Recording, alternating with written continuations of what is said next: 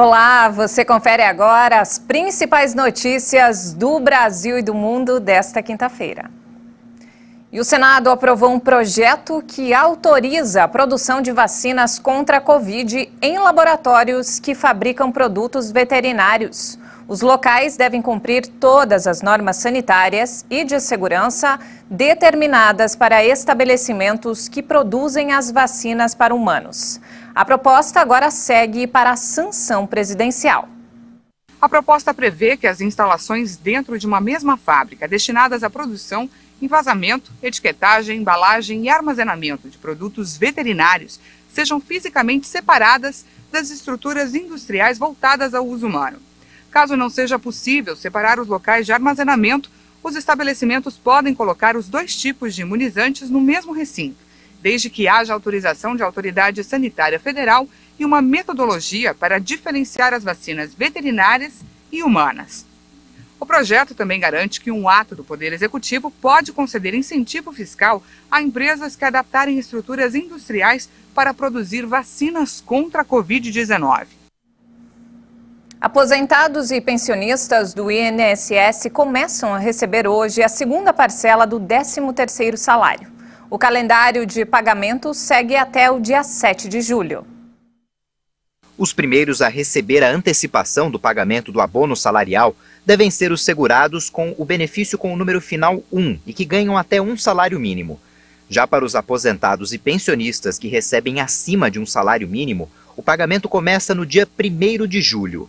A segunda parcela do 13º deve ter valor menor do que a primeira, já que nela é realizado o desconto de imposto de renda para quem é sujeito ao pagamento. Normalmente, o valor é depositado em agosto e novembro, mas para combater os impactos da pandemia de Covid-19, o governo decidiu antecipar a primeira e a segunda parcelas do abono. Essa mudança vai permitir injetar na economia cerca de 53 bilhões de reais, favorecendo aos beneficiários da Previdência Social e a recuperação econômica. E com o pedido de exoneração de Ricardo Salles, Joaquim Álvaro Pereira Leite assume a chefia do Ministério do Meio Ambiente. Nomeado como novo primeiro-ministro do Meio Ambiente, Joaquim Álvaro Pereira Leite atua no Ministério desde julho de 2019. Ele estava na Secretaria da Amazônia e Serviços Ambientais e na Secretaria de Florestas e Desenvolvimento Sustentável desde abril de 2020. Também foi diretor do Departamento Florestal. Antes de ingressar no Ministério do Meio Ambiente, Leite foi conselheiro entre 1996 e 2019 na Sociedade Rural Brasileira, uma das organizações que representam o setor agropecuário. Depois de 2 anos e 6 meses, o ex-ministro Ricardo Salles pediu para que Bolsonaro o exonerasse do cargo. Em seu breve discurso, Salles disse que cumpriu as orientações do presidente Jair Bolsonaro. Orientação essa que foi equilíbrio entre desenvolvimento econômico e preservação do meio ambiente, cuidado com todos os aspectos daquele ministério, ao mesmo tempo respeito também ao setor privado, ao agronegócio, ao produtor rural brasileiro, aos empresários de todos os setores, de mineração, imobiliário, setor industrial. Ricardo Salles enfrenta um processo no Supremo Tribunal Federal em que é acusado de relação com um esquema de desvio de madeira ilegal. E nos destaques internacionais, um bloco de apartamentos de vários andares na Flórida desabou parcialmente durante esta madrugada. Pelo menos uma pessoa morreu. Vídeos online mostraram uma grande parte do prédio de 12 andares na cidade de Surfside, ao norte de Miami Beach, reduzido a escombros. O interior dos apartamentos ficaram expostos. A estação de notícias local, o NBC6, não soube informar quantas pessoas moravam no prédio ou quem estava lá dentro no momento, mas relatou que um menino foi retirado vivo dos escombros. Os serviços de emergência enviaram mais de 80 unidades. A mídia local informou que o prédio foi construído no ano de 1981 e tinha mais de 130 unidades. O governo dos Estados Unidos adotou novas medidas para limitar a circulação de armas de fogo.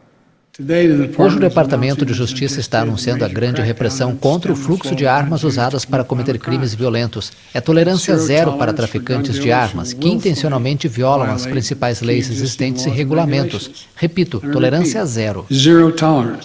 O democrata confirmou a criação de 5 unidades para enfrentar o tráfico de armas concentradas em Nova York, Chicago, Los Angeles, São Francisco e Washington. As principais cidades americanas registraram 30% mais homicídios em 2020, um dos anos mais mortais em um quarto de século. As unidades vão reunir promotores federais, policiais especializados e representantes locais, com o fim de investigar e desmantelar as redes criminosas. As mudanças climáticas irão mudar a vida na Terra nas próximas décadas, mesmo se a humanidade conseguir conter as emissões de gases que esquentam o planeta. É o que aponta um relatório histórico do painel de climatologistas da ONU. Extinções de espécies, uma disseminação maior de doenças, calor insustentável à vida, colapso dos ecossistemas, cidades ameaçadas pelo aumento do nível do mar. Estes e outros impactos climáticos devastadores estão se acelerando e devem se tornar dolorosamente reais antes que uma criança nascida hoje complete os 30 anos. O painel intergovernamental de mudanças climáticas, o IPCC, adverte que as escolhas que as sociedades fazem hoje irão determinar se nossa espécie vai conseguir prosperar ou apenas sobreviver ao longo do século XXI. Limiares perigosos estão mais perto do que se pensa. E consequências extremas resultantes de décadas de emissões desenfreadas de carbono são inevitáveis no curto prazo.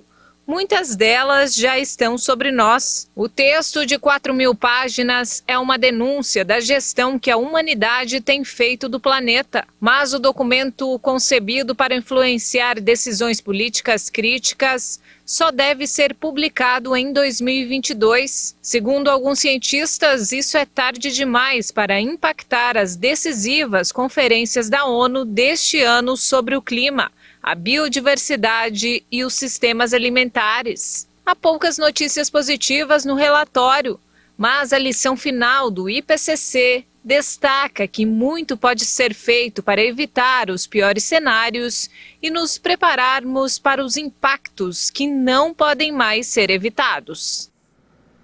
E para encerrar, olha só, 20% das espécies de borboletas do mundo estão na Colômbia. O país tem a maior diversidade desses insetos no planeta, segundo o estudo publicado pelo Museu de História Natural de Londres. Um grupo internacional de cientistas conseguiu coletar uma variedade de 3.642 espécies e 2.085 subespécies, o que equivale a 20% de todos os tipos conhecidos no planeta. Além disso, 200 espécies de borboletas da lista são exclusivas da Colômbia. Incapazes de encontrar essas borboletas em qualquer outro lugar, a proteção é decisiva, pois o mundo pode perder estes exemplares para sempre.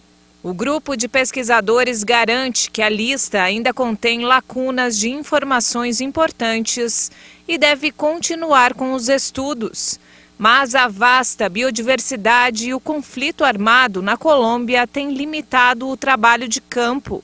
Especialistas acreditam que o Peru e o Equador estejam próximos dessa diversidade que inclui borboletas e mariposas, mas ainda faltam dados que comprovem isso. A Colômbia também ocupa o primeiro lugar no mundo em variedade de pássaros e orquídeas.